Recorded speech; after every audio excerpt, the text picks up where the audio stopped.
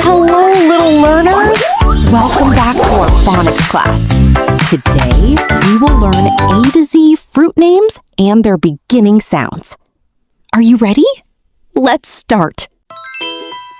A says A. Apple. B says B.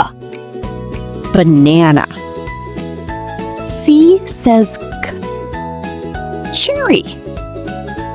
D says D. Dragon fruit. E says E. Elderberry. F says F.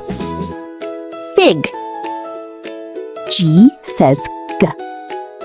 Grapes. H says H. Honeydew. I says I. Indian fig. J says J. Jackfruit. K says K. Kiwi. L says L. Lemon.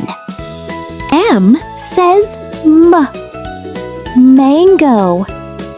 N says N. Nectarine. O says A. Orange. P says P. Pineapple. Q says Qu. Quince. R says R. Raspberry. S says S. Strawberry. T says T. Tomato. U says Ah. Ugly fruit. V says V. Vanilla bean. W says W. Watermelon. X says X. Zequa.